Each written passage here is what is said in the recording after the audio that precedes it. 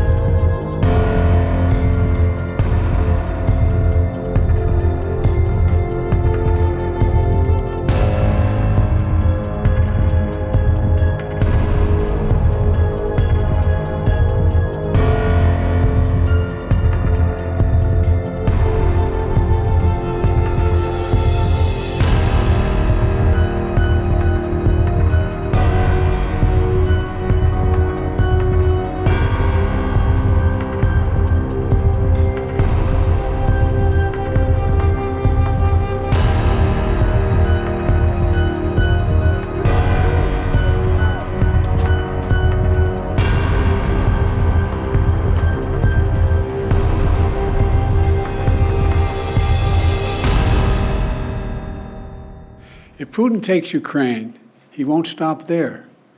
It's important to see the long run here. He's going to keep going. He's made that pretty clear. If Putin attacks a NATO ally, if he keeps going, and then he attacks a NATO ally, where we've committed as a NATO member that we defend every inch of NATO territory, then we'll have something that we don't seek and that we don't have today. American troops fighting Russian troops. American troops fighting Russian troops if he moves into other parts of NATO. This is too serious. Like I said, I am willing to make significant compromises on the border. We need to fix the broken border system. It is broken. And thus far, I've gotten no response. So we're going to be a vote a little bit later today. We'll know where we go from there. Look, I know we have our divisions at home. Let's get past them. This is critical. Petty, partisan, angry politics can't get in the way of our responsibility as a leading nation in the world. And literally, the entire world is watching. The entire world is watching. What will the United States do?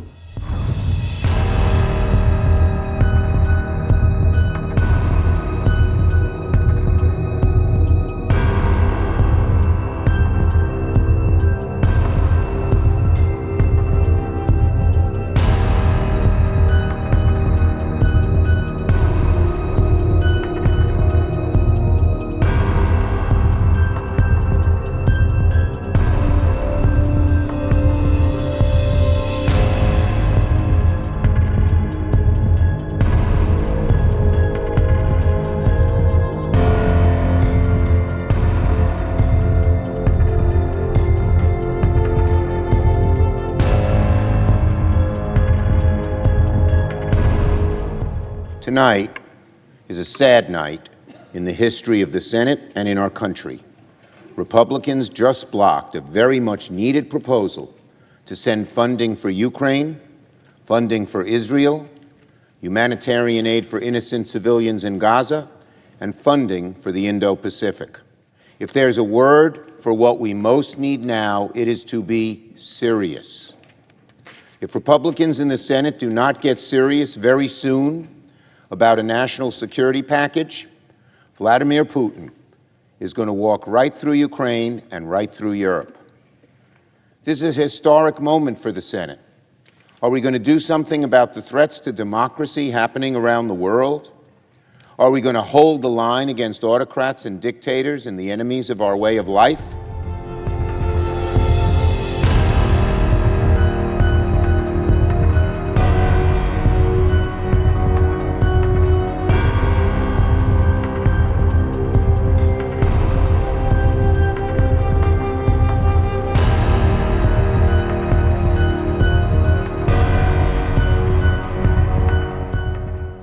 Palestinians are not Hamas, and they should not be punished for Hamas's terrorism.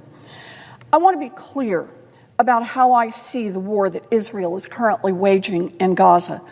Prime Minister Netanyahu and his right-wing war cabinet have created a humanitarian catastrophe, killing thousands of Palestinian civilians and risking a wider conflict in the Middle East. This level of civilian harm is a moral failure. It is why, for weeks, I have called on Israel to stop bombing Gaza.